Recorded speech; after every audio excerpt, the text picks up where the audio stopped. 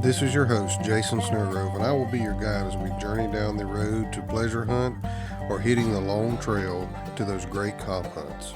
This is the Coonhound Collective podcast.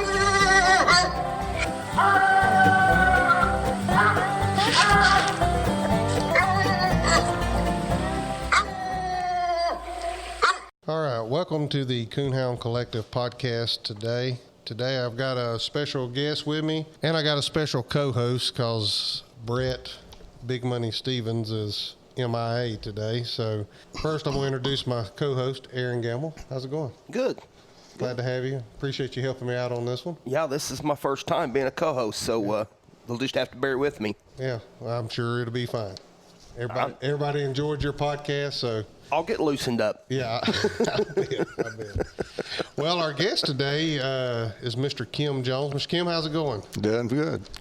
Glad to have you on here. I'm excited to hear some stories and hear about your journey in coon hunting and kind of how you got started and stuff. So why don't you go ahead and tell us a little bit about yourself, kind of where you're from, that kind of thing.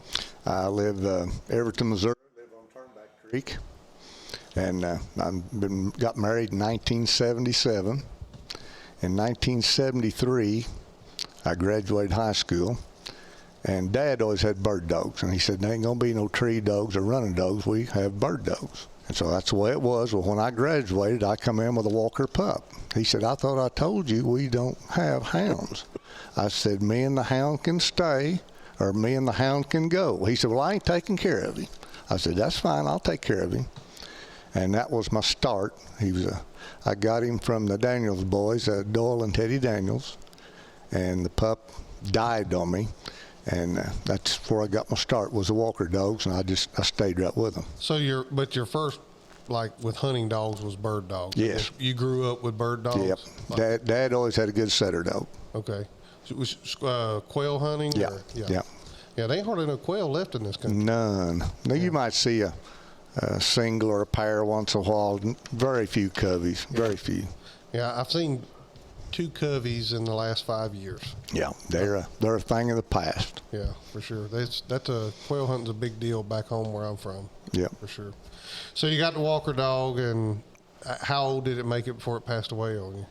Was it very old? No, he was a young dog. He was about 14 months old, just starting to tree, had a tremendous mouth. Mm-hmm. He's a big squall and a loud chop on tree, but he just got started good, and he got parvo and distempers going through the country. Yeah. I thought, boy, I need to give my dogs a booster shot. My buddy didn't, but I gave both my dogs a booster, and they both died. He didn't give one, and his never got it, so. You think it was something in the shot? I think it was. Oh, man, that's a bad deal there. Yeah, because if those shots ain't handled right, they go bad, and it's bad on the dog. Yeah, I think really the shot's what killed him. So your young Walker dog died. Now you're back, no hound whatsoever. So what happens now? I bought one from Mr. Paul Brown up there at Ash Grove. Ugliest pup I ever seen, but was pure coon dog at 6 months old. I mean, he'd run trees on coon, just do it like an old dog. Yeah. And he was real nice. I got him killed. So I bought a dog off of Rex Schote up at Miller, and he was a ball-mouthed tree dog in a squall track. Mm-hmm. And he was a nice dog, but he had been messed with some and had some straightening up to do. But me and Doyle Daniels hunted him, and we had some good seasons with him. We'd hunt 6-7 nights a week. Yeah. And that's when the coons were high. Yeah. I guess I was like a lot of them. I hunted for the money as much as the fun. Mm-hmm. But when them coons are bringing $40 and $50, you stayed after it. Yeah, you can make a paycheck just killing coons. They'd try to get me to work overtime. I said, boys, I can make more money hunting than I can working up here. And it'd be a lot more fun. Yeah, a lot more. So at this point, you're just pleasure hunting? Yeah, I'd competition hunted a little bit, but mostly pleasure. Just around here, local stuff? Yeah. And then, it was in the 80s. Coons got thin. I had 2 little boys, and they'd cry to go hunting with me. I'd take them, and I'd be packing them into the dog on the first tree and trying to lead dogs out. And coons was thin. I thought, I'm going to get out a while. So I did. And I was deer hunting pretty hard. And all of a sudden, my oldest boy, Dusty, which he's deceased right now, and then Jake's my middle boy, they said, Dad, let's get some hounds. I said, I don't know if we want to do that or not. Oh, come on, let's get some hounds. You used to have them. I said, yeah, and I've quit. And I said, that's just like offering a drink of whiskey to an alcoholic. And they said, oh, it ain't that bad, is it? Well, I'm still hunting today, and I'm almost 70. Yeah. Yeah, it's one of those things when you kind of get started in, it's kind of hard to get away from. You know, I quit, you know, when I moved from Alabama to Missouri and stayed quit. Didn't think I'd go back to hunting until this guy brought some plot dogs into a campground I was staying at when I was working a job, and I've been hunting ever since then. So, my wife, when Rex Jones, good buddy of mine, gave my boys a pair of pups. They were a grandson of Tar Rattler and grandson of Lipper, and they were outstanding dogs. They're still my measuring stick today. Okay. Anyway, Rex gave the boys this pair of dogs, and then he gave me a pup. And my wife come to me and said, are you back to hunting? I said, well, I'm just going to help these boys get started. She said, you're not going to stay hunting? I said, no, I'm just going to get the boys started, and then I'll be back out of it. About 6 months later, she said, you're back to hunting, aren't you?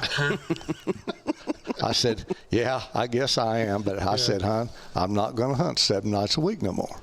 I said, if I get carried away, you rein me back in, because I did. I hunted 7 nights a week. Yeah. And I've been hunting ever since. Yeah. You know, I was thinking about this after we done your podcast, Aaron, and I was thinking about some of these other guys. They were talking about, you know, dogs being good and stuff like that. Some of these guys did have good dogs, but like what you were just saying, that's all they did. They hunted 7 nights a week. When you put a dog in the woods 7 nights a week, something's going to happen, because you ain't going to keep feeding one that ain't 7 nights a week that ain't doing nothing. If he's got it in, you're going to get it. Oh, yeah, you'll get it out of him. Yeah. So up to this point, this all been Walker dogs, nothing else. Yeah. Right? Them 2 dogs, one of them was named Hawk, Hatcher Hill Hawk, and the other one was Jake's Jawjacker. Okay. And they was big Walker dogs, big mouth, loud tree dogs.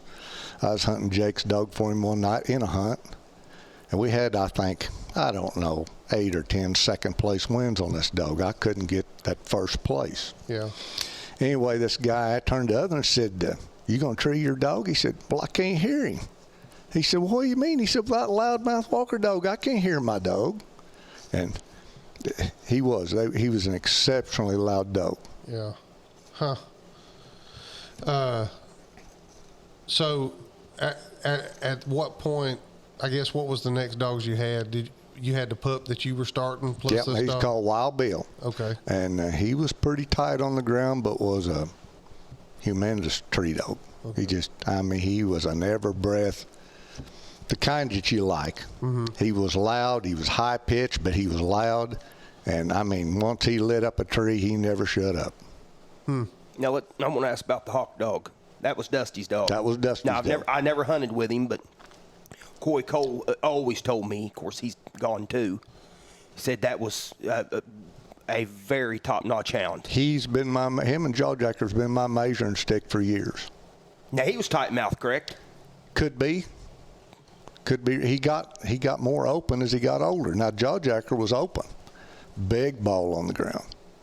And had a exceptional nose. Hawk had a good nose. You just didn't know it because he'd drift through the country and bam, he was treed. Yeah.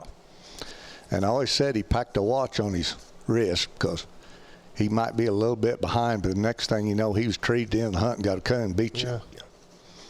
Yeah, that's the right kind to have. I know he was hunting against Leroy Burton one night, and Leroy was beating him with the Blackie dog. And Blackie was a top dog. Anyway, right there at the end of the hunt, Hawk come treed, had the coon, beat him, and Leroy was tough to beat. But yeah. Huh. So what happened with the Wild Bill dog that you had? Did you competition hunt that dog some, or? I tried to. He was so tight they'd get me for stillmouth. Oh, okay. I took him up to Nevada. He treed 2 coon on him. That one boy said, I ain't hearing that dog open on the ground. I said, well, I struck him. I said, I heard you strike him, but he was coming on the tree when you struck him. And so I treed 2 coon. They voted, and they put me out. So I quit competition hunting. Wait a minute. Because the dog didn't bark on the ground? Right. They scratched? Yep. The old UKC rules, the dog had to open. If they just struck and fell treat so many times, you scratched. Oh, I don't guess I ever hunted a steel mouth dog. That ain't on there anymore, is it, Kim? No. That rule's gone, right? Yeah. No, that rule's gone now. You don't have to. You can hunt a steel mouth if you want to. But they scratched you back then. They scratched me. He treated 2 coon on and made them like it, and they put me out. So I quit competition hunting, and I ended up selling him to junior herd. So what dog did you have after that? I hunted the jawjacker dog for Jake, and I helped Dusty in the competition with the hawk. He was hunting PKC. I'd go handle him for Dusty when he was working, or if he had other things he needed to be done besides hunting, so I'd take him for him. Yeah. After that set of dogs there, where did you go to next as far as dogs? Well, I was hunting the jawjacker dog for Jake a lot. And like I say, I don't know how many second places we had, bunch. And one night there was a hunt in Greene County, and Dusty said, "You gonna take jawjacker up there tonight?" I said, "No." I said, "I don't need another second place." He said, "Won't you let me take him up there?" I said, "Well, go ahead." Hawk was done granded out. So Dusty took him up there, and he won the hunt that night, and that made him night champion. He won night champion that night, and I said, "Well, we just had the wrong handler on the dog." Yeah. So that's the way that worked out. I probably had a bunch of them, the wrong handler on the dog. About every time I go. Yeah. Dusty, he had bought a female from Steve Lee, and I was trying to think the dog she went back to. Big dog out of Michigan. Can't say the name. Sackett Jr. Sackett She was directly out of Sackett Jr., and he bred her, and he kept a female called Jill. Okay. Hatcher Hill Jill. And I hunted her for him quite a bit, and I was on the cast that night. That was a red female I was telling you about. Okay. And there's 3 Walker dogs and a red female. And them other 2 guys started poking fun at that guy, and he's a nice kid, but they was working on him pretty hard. And I said, "Now, wait a minute. You boys don't know a dang thing about this boy's dog. She may be a real thumper." He said, "Did you ever see one?" I said, "No, but I know there's got to be some."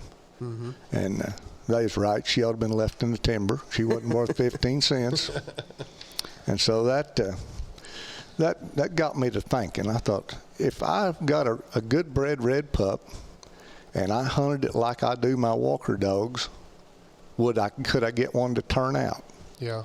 So I went to looking, and I looked for about 2 years, went and tried dogs, and I thought, I don't want to start out with a puppy. I want to hear something go. I want to hear his mouth. I want to see how he hunts. And I could not get nothing to suit me around here. So up to this, before you finish your story, up to this point, though, you had only been hunting Walker dogs since you got out of high school. Strictly Walker dogs. And had you been around very many Redbones at the time? No, hadn't been around any. Okay, just the Yep. one there. Anyway, that buddy of mine, Rex Jones, he had been up, is either Waverly or Greencastle, I don't remember which one it was, to the World Hunt, and Yellow River Red and I don't know. Reverend Red. They was both up there, and they was dueling in the World Champion. And Rex said, that Yellow River Red, he said, I could just look at him and tell he's a coon dog. He said, now Reverend Red's beautiful. But he said, that Yellow River Red looks like a coon dog. Well, he come close to winning that world up there. So I got in contact with Harry O'Median. And he was, the next year, he was going to be down at Ada at the World Hunt. And I went down there and I met him. And he's the type of guy, when you meet him, you just automatically like him. He's a good guy. He's like Aaron. Yeah, kinda. Could be my brother.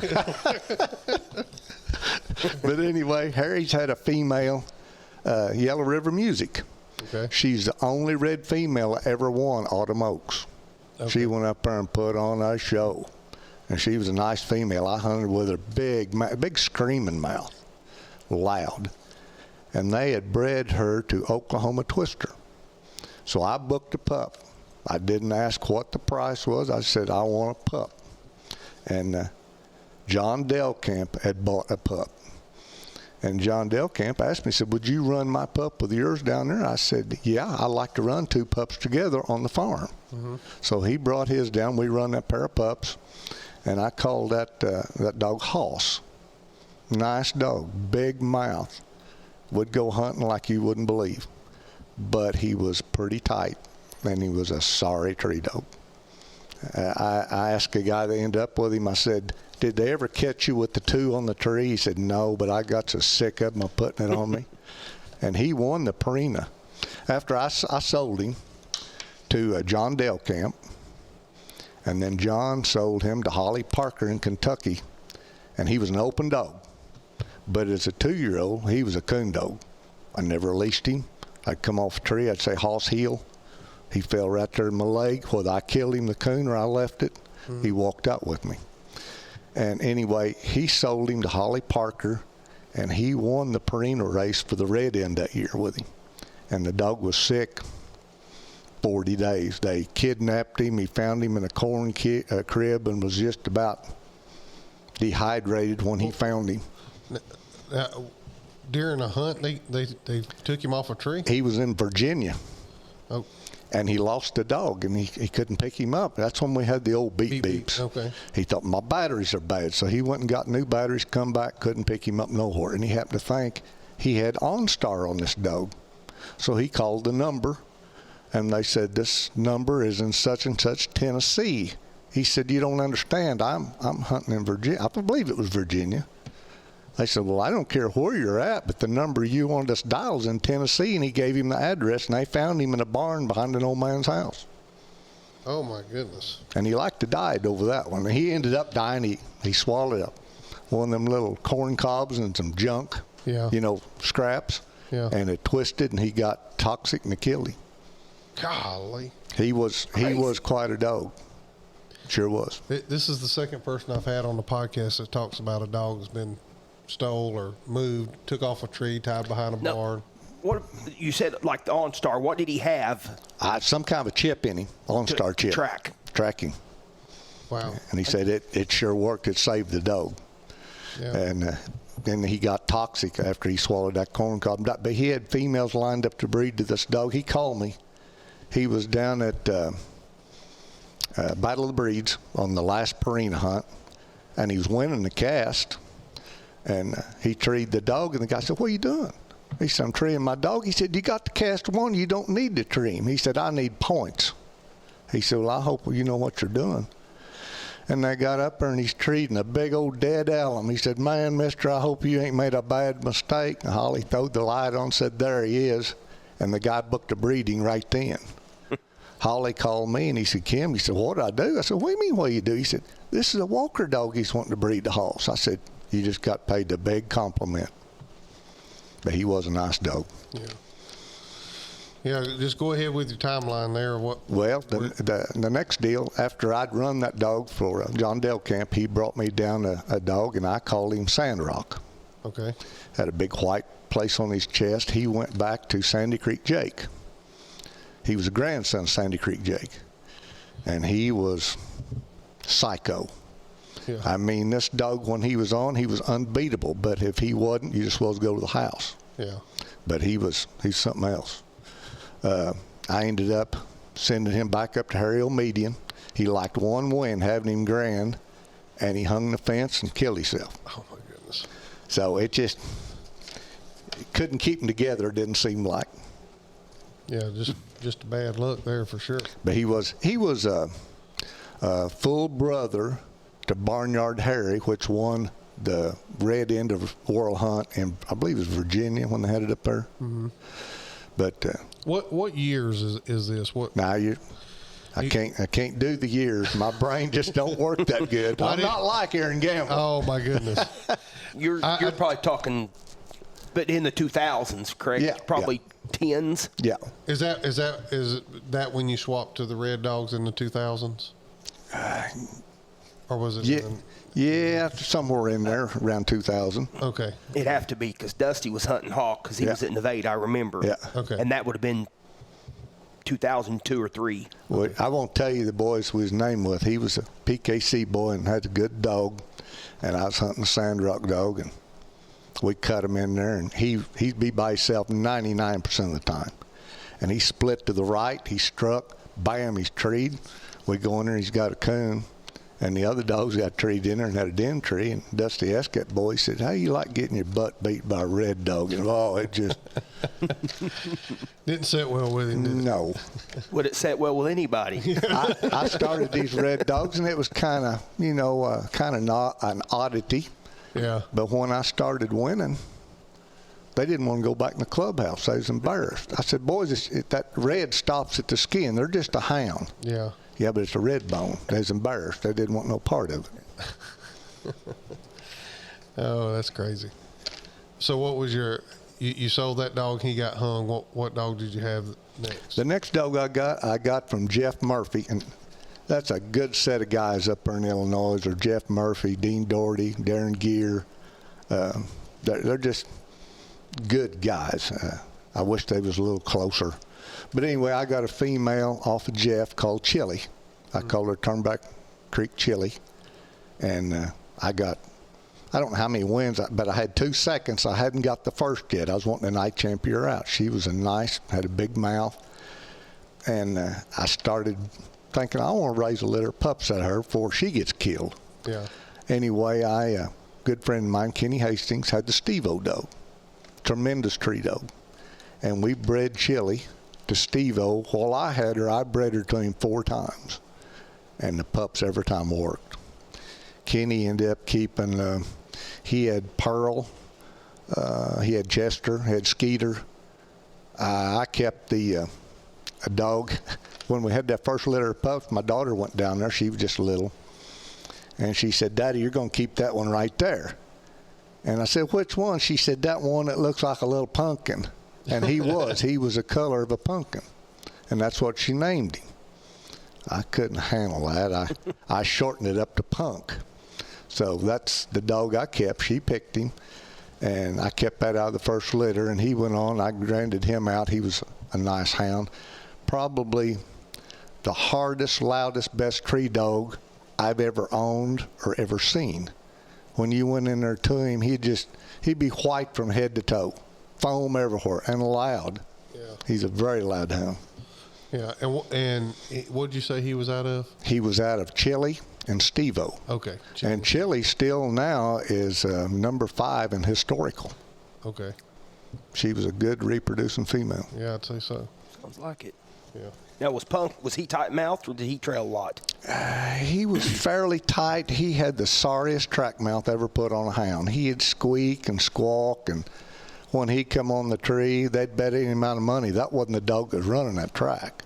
I was in Brazil, Indiana. I struck him in there about a quarter. He come on the tree. He had a good screaming locate. He come on the tree. And that guy said, "Well, you've treed off that Walker dog." I said, "What do you mean?" He said, "Ain't a red dog alive sound like that in there." I said, "Mister, that's my dog." Well, he said, "I don't think so." I said, "I don't know how much money's in my billfold, but if you want to make the wager, we'll just make it right here and we'll go see what dog it is." And we got in there, and he didn't take the bet. He said, "I want to apologize." He said, "I never heard a dog sound like that." And he was super loud. Huh, but kind of squeaky on the ground. He had a sorry track mouth. You just can't describe how bad it was. Yeah. Yeah. It was awful. Yeah, I've heard a few that you just didn't sound like the same dog when it come on the tree. Oh, when he come on the wood. I'm serious. He's probably the loudest tree dog I was ever in with. Wow. Well, that says a lot. You've been hunting a long time, so. Yep. Was you fighting flies? Yeah, I had a. He's sweet. Yeah. Yeah. So, what dog did you have next? Let's see. I'm trying to think here. Now, Punk, that's just been 7 or 8 years ago, Yeah. 10 years ago, right? Yeah. Because I remember you had him at Wentworth one night. Yep.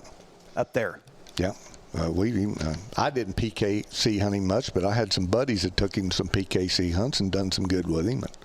Now, this was this may have been a sectional hunt or something, but I think you hunted him that night. Cletus Applegate called me one night. He's a good friend of mine. He's passed away. He said they're having a redbone hunt down there at Rogersville or somewhere down that area. He said, "Do you care if I take Punk?" I said, "No, have at it." He went down there with Gear Dixon, and Cletus won the hunt with him. Of course, I think he won a light. I don't know what else with it, but That dog absolutely loved Cletus. I mean, when he smelled Cletus, he'd almost do backflips. I mean, they really got along good. Yeah. And same way with the Crow dog. Huh. But I still had the Punk dog. He was getting older when I got Crow. And I got Crow from Scott Stevens. As a pup? Or? As a puppy. Okay. He called me up, and he said, you interested in a pup? I said, well, no, sir, I really not. I've got all the dogs I need right now. He went to telling me about this pup. I said, all right, you got my attention. He was all my breeding coming full circle. Uh-huh. I said, yeah, I'm interested. I said, what do you want for him? He said, that's the good part. He said, I don't want nothing for him. I want to give him to you. I said, well, I'm not a charity case. I'll buy him. And he said, no. He said, I want to give him to him. He said, I just want you to promise me make coon dog out of it. And I said, well, if I like him, I will. If I don't, I'll move him on. Yeah. He said, fair enough. So I said, when do you want me to come get him? He said, well, that's the other good part. He said, I'm going to bring him to you, but I want to hunt with you a night up there. I said, okay. So he brought him up, and I looked at him. I told my wife, I said, boy, that's an ugly pup. I don't know if I can hunt him or not. And it just started going from there. He was aggravating, but there's just things about him I liked. Yeah. And I think the Punk dog was hurt, and he was about 5 months old, and I took him hunting. I'd messed with the cage coon with him, got him barking on it a little bit, and I took him hunting by himself. He treed the coon that night, and I videoed it, and I sent it to Kenny Hastings. About 2 nights later, phone rings, and I believe it was Cartwright from up there by Chicago. He called and he said, here, you've got a pup for sale. I said, no, sir. I said, I got a pup, but he ain't for sale. I said, how'd you even know I had him? He said, you're all over the internet. I said, well, I didn't put it there. Well, I got to thinking it was Kenny Hastings put it on there. And I didn't sell him. I kept him. And he went from there. Yeah. And this is Crow, right? Yeah, that's Crow. And that's the dog you're currently... That's the dog I'm hunting right now. So let's talk about Crow's 5 months old. He trees his first coon. How did he progress as time goes on as far as getting going? He was just from that night on, he was straight. He messed with some possums later on. He covered a dog in a night hunt on a possum. Yeah. Couldn't do nothing, and he got to messing with possums. I had to break him off that. They didn't hunt him with creeper, did they? I doubt it. He really wasn't so bad about treeing one, but if another dog started one, he'd tree it just like that. Huh. He's a competition dog. He likes to compete. Yeah, yeah. So how old was he before you put him in his first hunt? We took him, Cletus. I was having some trouble. I've got some health trouble, and I was down, and Cletus said, let me take that dog hunting for you a week or two. Mm-hmm. And he took him up and hunted him a couple of weeks. He said, we need to put that dog to hunt. I said, Cletus, he's too young for that. No, he said, let's put him in a hunt. So put him in a hunt.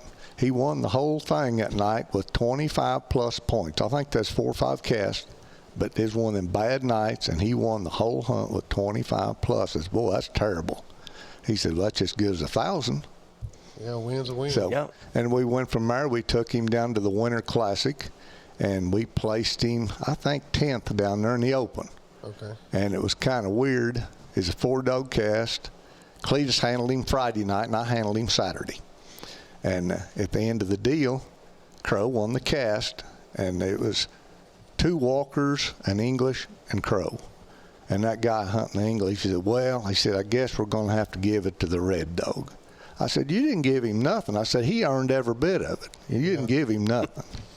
Yeah. And then the next night, he treed the only coon, and he treed another coon, and a walker dog come in there and just jumped right in the middle of him. Well, now, Crow's very easy going. He'll tree with anything, pups, face barking him, on him, as long as they don't bite him. And he put the walker dog off. Well, the judge said, you're scratched. I said, it is all that walker dog. He said, well, it might have been, but I couldn't see it, so I'm going to just scratch you both. Well, it's 3-dog cast that left him hunting by himself. Yeah. I said, well, I'm going to stay with you on this cast. And he never treated another coon. I know Gingrich come by me the next day. He said, "Well, you squeaked by. I think you got 10th." I said, "Well, I'd rather squeak than squawk." Yeah. Yeah. Now, you also, when he was fairly young, you come up to I think it was a $250 entry UKC hunt Super Slam. Because me and Donnie guided and judged. Well, Donnie guided and judged it, I think. Yeah. Hillis. Yeah. And you won that, and I don't think he was 14 or 15 months old then. He was just young. I went up there to guide. It was a $200 entry. $250. Is that what it was? $250. I think $2 or $250. I think it was $250. Anyway, I was just going to go up there and guide for him because I didn't want to put him in nothing like that. Well, I got up there, and there's only 3 dogs entered. And I'd hunted all 3 dogs. They said, "Won't you get in?" I said, "All right." So I got in. And we was getting ready to leave, and Cletus and another guy was there talking. And he said, "Which one of them Walker dogs going to win that cast?" Cletus said, "Ain't no Walker dog going to win that cast. That little red dog will win that." They made a wager on it. Don't know what it was. And I come in that night, and I had the win. I was behind. They treed in a mulberry tree, and he'd put his coon in the hole to the left.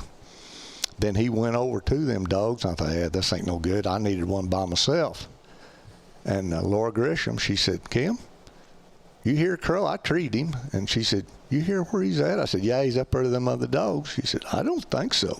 I think he's by himself."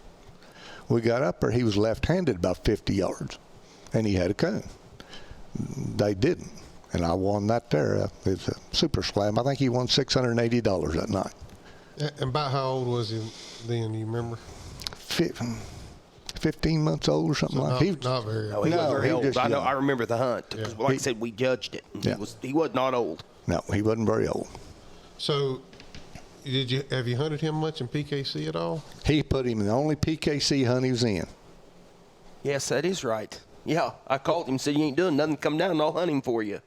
That was at Wentworth, wasn't it? Yep. Yeah. Yep. Yeah. What did we do? I can't even remember the hunt. Normally, I can remember. You didn't win. Yeah, and it was a red bone, so I had no reason to remember what I'd done. So, what else has? I know you've got him. You got him qualified a few times for the TOC, and I've qualified him every year since it's opened. since the TOC's open. He's been qualified every year. Is it any other big hunts he's won or been in? He made it up to Greencastle up there to that 2 Fat Labs, and that's when I found out the dog was sick. Yeah. I made it up there. The first tree come off of it, and I mean, Jeff Murphy was with me, and he said, "Man, that dog's hot." And I said, "Yeah, and it's not that hot." I mean, he was down in the mud just like a hog trying to get cooled off, and didn't do no good up there that night. Every dog there treed 2 coon, but the Bonnie female from North Missouri, she won it. She got the first strike. Nice female. A legitimate strike. Wasn't no Bible. Yeah. It was a legitimate strike, and she won the cast. Okay. So you're on the verge of doing something with Crow that ain't been done with the Redbone. You're just a few cast wins away from making him a Hall of Fame. I made him a Grand 5 out of Girard, Kansas, just about 3 or 4 weeks ago. That made him Grand 5. Okay. And I need 5 more to put him in the Hall of Fame. Yep. But he's got a little bit of health issues, right? Yep, he does. He's got one side. Me and him both about on the same heart medicine, you might say. Okay. So he's having some heart issues. Yep. Yeah. He don't have the wind that he did. It's really knocked the dog back. This dog, if they went in there and all the dogs covered a mile, he covered 3. He was just in there just everywhere. Yeah. And that's how he'd treat them coon. Huh. He hunted 3 times harder than anything else out there. Covered lots of ground. Yeah. And with his heart issue, it just knocked him back. Yep. The other night with Randy Burton, I think when I looked at the Garmin, he was over 1,000 yards in there. Yeah. Well, he's got to go. He still tries to go. I was at Coal Camp. I won't mention names, but dogs treat a possum. I took some minus. They treed the possum. Crow treed the coon. I had 18 minutes to hunt by myself. We cut him. He went 1.5 miles and never got a bark. When the hunt was over, I told the guy, I said he'd be treed in 5. Well, I missed it. He's treed in 8. I've been just having some bad luck on these casts. Yeah. He also drew Big Country at the zones and beat him to get into the top 100, correct? I beat him at Marshall, Illinois, up there. But wasn't that... that was UKC World Hunt. That was at the top 100? Or was that the zones to that get was a zone to go That's there. what I was thinking. The Big Country dog, probably the most impressive hound I've ever drugged with, of any breed.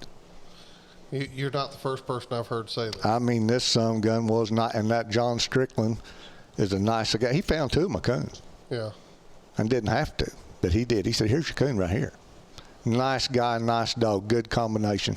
Yeah. Yeah, they say he's got a big mouth on him. Very big. And I had a guy say, oh, that dog's mean. There's 4 male dogs treed on a tree the size of a telephone pole, and there wasn't nothing went on. Yeah. Just treeing. That was it. Yeah, you hear that a lot. They say dogs are mean, and then you end up finding out something different. Normally it's because they lose. Yeah. Rex Jones, that buddy of mine, he told Dusty when he was a boy, he said, now, Dusty, I'm going to tell you something. He said, when you get a good dog, they're going to go to running him down and trying to pick things wrong. And they said, oh, Hawk was mean. Hawk wasn't mean at all. Mm-hmm. Yeah. But they just couldn't take getting beat. Now, you called him Hatcher Hill Hawk a few times, and yours returned back. Yep. Where did the Hatcher Hill, where'd that come from? Rex. Rex tried to give me this dog.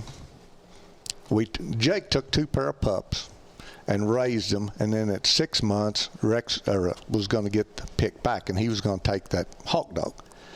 And east of Rex's house, there's a great big old brushy hillside over, and it's called Hatcher Hill. Okay. And that's where the name come from, Hatcher Hill Hawk.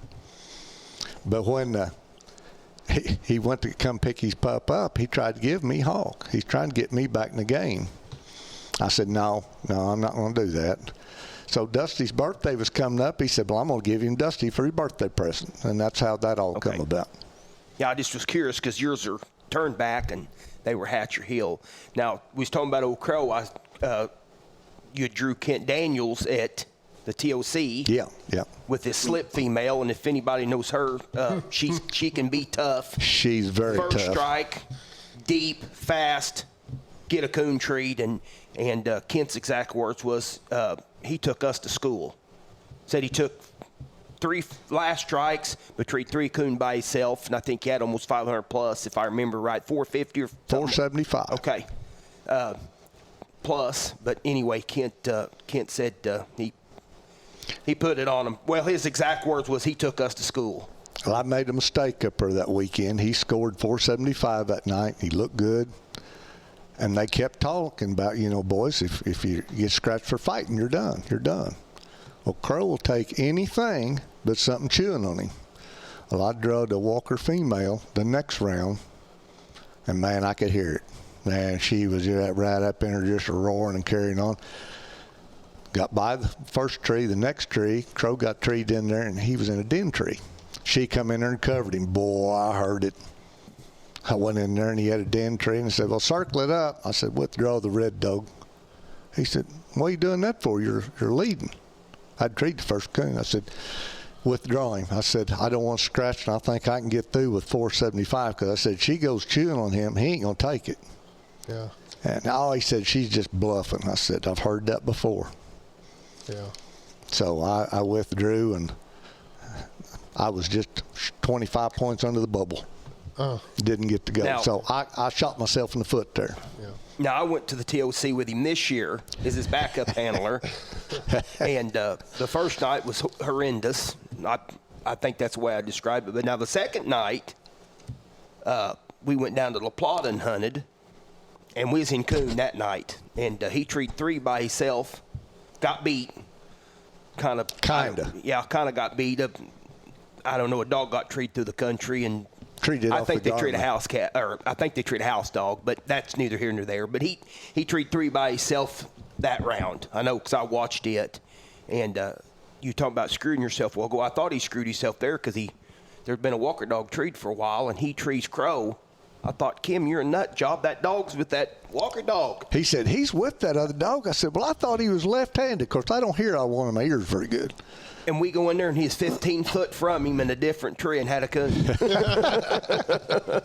So, Well, that's pretty good hearing. That's pretty good hearing. Little luck there. Yeah. Yeah, literally, when I say 15 foot, I'm talking 15 foot. Yeah. And both trees were big, and somehow they did not even touch. It was the that's luckiest thing you ever seen.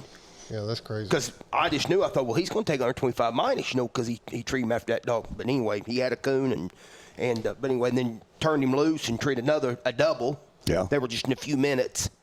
It was an exciting cast. It that was. night. We treated 7 or 8 coons. We didn't get the wind slip, and I've had a bunch of them right there. Just right there, miss it by 25 points. They're just something weird. Yeah.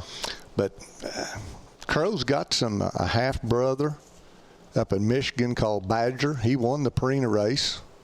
And he's got a half-brother down there at Billy Ray Starks in Arkansas that had the old original Crow dog. Mm-hmm. And her name's Dove. He won the red into PKC with her. Okay. So that's a winning litter then. The old Crow dog produced.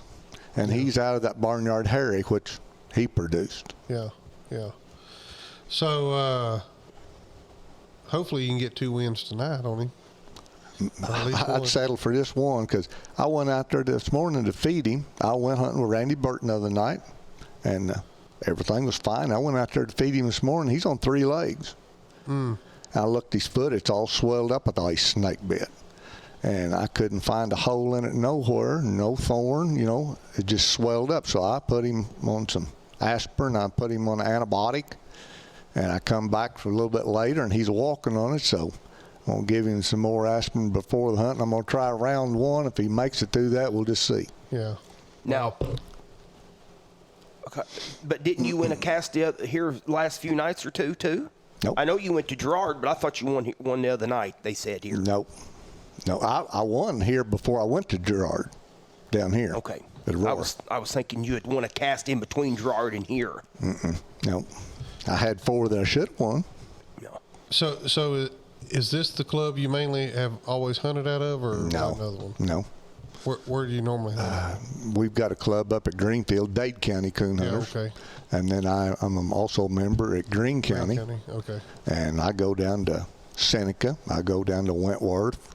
Well, you hear people talk, especially on these podcasts, about different parts of the country and about it being tough, and West Tennessee and places like that. But I'm gonna tell you, this part of the country, especially like in, maybe not so much in UKC because dogs don't draw out together, but in PKC, I mean, you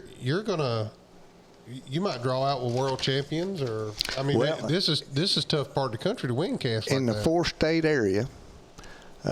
You could go down and you might draw out with Cheyenne Cummings, Lane Denny, Gear Dixon, Brett Daniels, Randy Burton, Kent Daniels, Garrett Miller, Blaze Bowers. You have the chance of drawing out with some tough dogs and competitors. Yeah. Yeah, it's not easy just to go to a local hunt and get a win. Not around here. Not I showed up at a hunt at Wentworth one night, and there was 2 world champions and the 4th place world champion. Now, how many times can you say you go to a local club and have 2 world champions in the 4th place? No, that's unheard of. I don't get to draw against Aaron very often because he don't come hunt UKC much. But I did notice he didn't mention my name there when he was reading off his list. Look right there, Aaron Gamble. Oh, okay, maybe he did. Rex Jones, Jerry Crane. Well, I wanted to say that because I listen to all the coon hunting podcasts. They're all good. I like listening to all of them because that's what I like doing. And I hear people talk about, West Tennessee, Northern Alabama, parts of Kentucky being tough areas. But I'm going to tell you that this area here, when you talk about the handlers, the dogs, and especially down in here, the terrain that you're hunting in, it's pretty tough. Yeah. It's pretty tough. Went up there to the TOC up in Iowa, and it was I got beat on Friday night by a boy down here, Mike Stepp. He was hunting a Walker dog, and it come down to me and him right there at the end, and Crow's in a hole, and his dog, Junior's, got a coon. He won the cast that night. I went the next night, and I drawed out. I drawed 3 Walker dogs. course, Crow thinks he's a walker dog half the time. He don't know what red dogs are. But anyway, we lined him up and cut him loose. And a male dog out of Nebraska wheeled and started just eating me and Crow up. And I'd never turned him loose. I still had him by the collar. And the judge said, "You're scratched, both of you." And I said, "No, sir." I said, "I'd never turned that dog loose, and you can't scratch me unless he's loose." And he wasn't fighting. And the guy told him, he said, "It was all that walker dog right there." He said, "Well, go ahead and turn him loose." I thought, heck, is he going to go hunting? Yeah. And he went in there about 400 yards and didn't say much, and kabam, he's treed. He's got a coon. And I was trying to think of that guy's name. He hunted a walker dog out of Indiana Outlaw. He had won, I think, 4th in the world. He'd won a bunch of PKC. He was a pretty well-known dog. Mm-hmm. And it come down to me and him there at the end, and Crow had a coon and he had a den. Yeah. And I shot myself in the foot. I treed him on a dead tree. It was my fault. I thought it was still open, but it was dead. Yeah. So I took a 125 hickey there. That one guy said, "Man, how come you tree on that?" I said, "What do you mean?" He said, "That tree's dead." I said, "Oh, crap." Yeah. So I scored, I think, with him. I think I had, it was either 650 or 750 that night. Yeah. But that was quite a deal. Brett Daniels called me the next day. Well, I thought it was funny when we got back to the clubhouse. Me and Rex walked in there, and people come up and said, "How'd you do?" I said, "Won my cats." He said, "What'd the outlaw dog look like?" I said, "Pretty good." After about the 8th or 10th person that asked me, I turned to Rex. I said, "What's going on?" He said, "I don't know."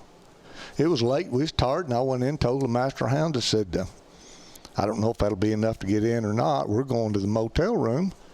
I said, "Call me if we got in." So he called me, said, "You was a bubble. You made it." I said, "Okay." We was going home the next day, and Brett Daniels called me, and he said, "You got your hat on yet?" And I said, "What?" He said, "You don't know, do you?" I said, "No, what?" He said, "You won against Indiana Outlaw." He said, "He's a big-name dog." I said, "Really?" I said, "Good thing I didn't know it. I'd probably choked." Well, we've covered quite a bit of ground there, and we've been at it, believe it or not, almost an hour. What else there you wanted to cover? I wanted to thank Gene Allhands and Value Pack Dog Feed. They've sponsored me now for over a year. And real good people. Gene's treated me real good, and I just want people to know that's a good dog feed. Okay.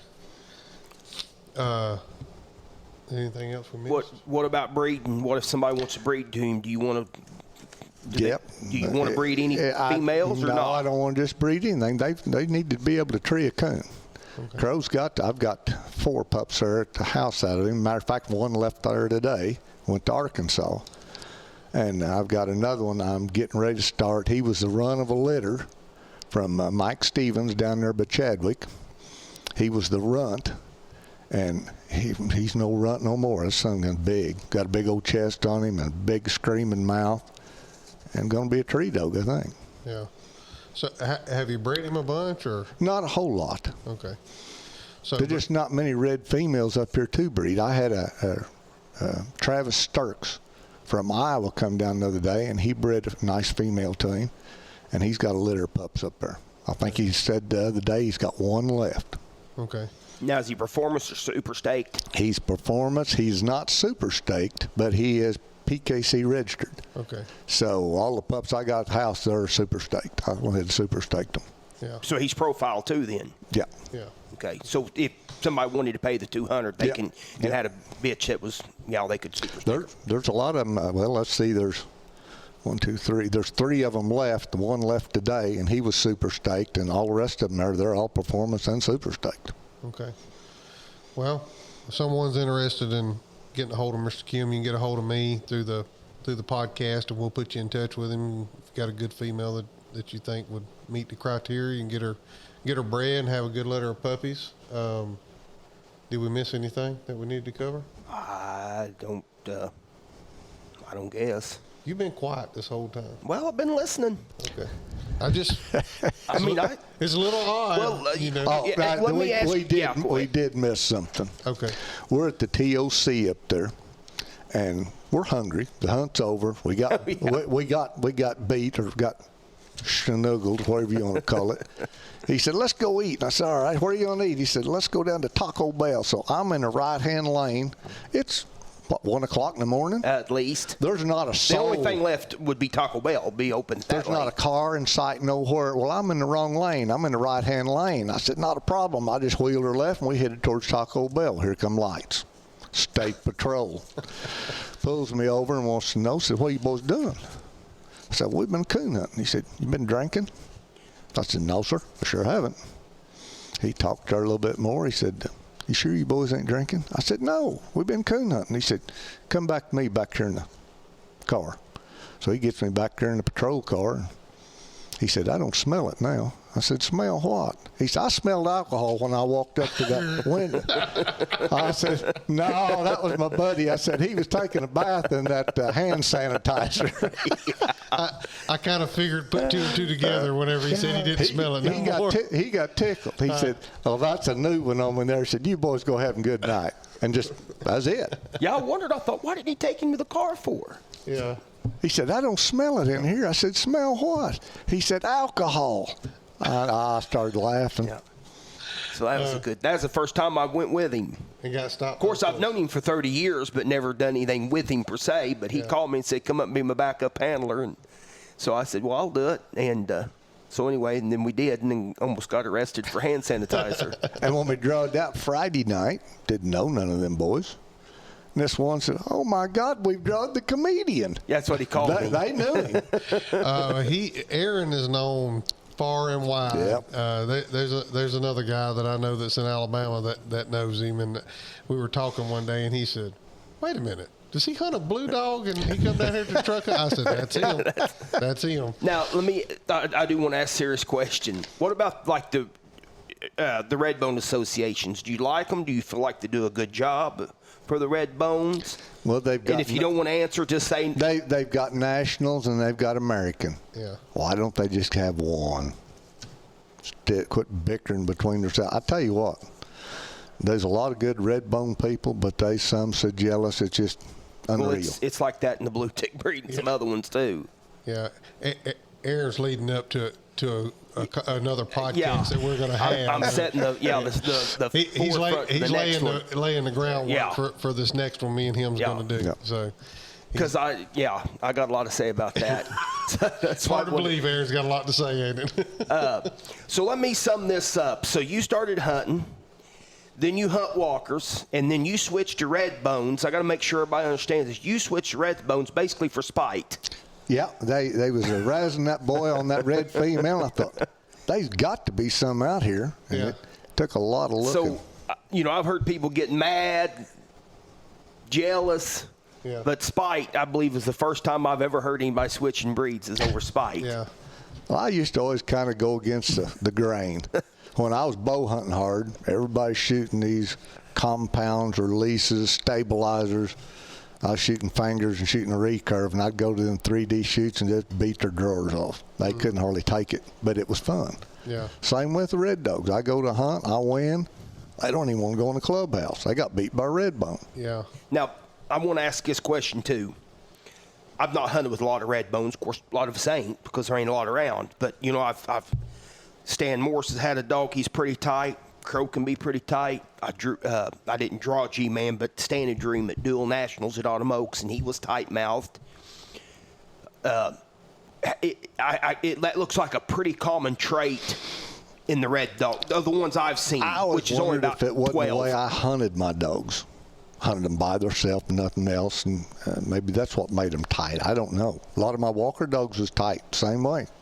So I thought maybe it's the way I hunt my dogs. Yeah. I single them out just as soon as I can, or the Sandrock dog and Hoss dog and Crow, I started them by themselves and hunted them by themselves. So they had no pressure on them. I don't, maybe I'm causing it to be tight. I don't know. Yeah. Well, like I said, most of them, my buddy had a red dog that Smith down in Arkansas bought, and she could be really tight. But my preference, if I had to hunt a tight dog or a babbling idiot, I'll hunt that tight dog every time. No, I don't blame you. That babbling stuff, I've been beat several times here lately by that dog barking at the minute they're struck. So you don't ride around when you're pleasure hunting, shooting a gun out the window, blowing a coon squall, and making a bark in the box? Will that work? They say it'll make them bark. I don't know. Will. I don't know. So you're gonna try to get your 5 wins on Crow, and then are you going to retire him Yep. at that point? I'll retire him as soon as I can get to 5 wins. Let's hope that we didn't jinx him by doing Yeah. this podcast, because he's 5 wins away from being the first red dog in the Hall. I don't know how many dogs period are in the Hall of Fame, but I can't imagine there's a whole lot period of any All breed. I asked was if there was any red bones in the Hall of Fame, and they said no. Yeah. So I thought, man, every year I'd try to get in that TOC, so that's why I kept compiling up points and wins. Yeah. And I got to a certain point, I thought, shoot, I ought to try for that Hall of Fame. Yeah. And now that I'm shooting for the Hall of Fame, it seems like me and the dog both fell apart. Well, maybe he'll look good the early round tonight, and you can get 2 wins tonight on him, maybe. And I wish you the best of luck. I'd love to see you get your 5 wins and get him in there and retire him. I know you're trying to get it done before he has any more health failures. Yeah. So, I'd love to see you get it done. Absolutely. Appreciate it. You come this far, I'd like to see you get her done for sure. Yep. Well, if he can't handle him the second round, I'm going to take over. I'm going to get a picture. No, you're not. No, you're not. But if he, like I said, if he can't handle him, I'll handle him for him. Well, that sounds good. You heard it now. Yeah. We got to hold him to it. Yeah. There's been a lot of people hurting now. I'm a good guy. I'll help anybody. I'm not going to edit any of that out. No, you're fine. Well, we made it through without Big Money Steven, so thank you for being my co-host today. I appreciate it. Yeah. Mr. Kim, thank you for being with us Thanks today. for having me. And I wish you best of luck with your dog, and I hope you get your 5 wins and retire him. Well, the guy told me one night, he said, that red dog got lucky. I said, yeah. But I said, he's been getting lucky a lot. Yeah. Yeah. Luck runs out eventually. Yep. Yeah. Well, we'll shut this thing down. We should be getting some folks showing up here shortly, and I appreciate you being on the podcast. Thank Appreciate you. it. Alrighty. Thanks for having me. Thanks, guys, for listening to the Coonhound Collective podcast today. We really appreciate you taking your time out of your day to listen to the podcast. If you don't mind, head over to Facebook and give us a like, and head over to Instagram and give us a follow. It's both at the Coonhound Collective. Also, if you would like to reach us here at the Coonhound Collective, you can reach us at thecoonhoundcollective@gmail.com. If there's someone that you would like to hear on the podcast or a product that you would like to hear talked about, please send it to thecoonhoundcollective@gmail.com. Thanks again. Have a great day.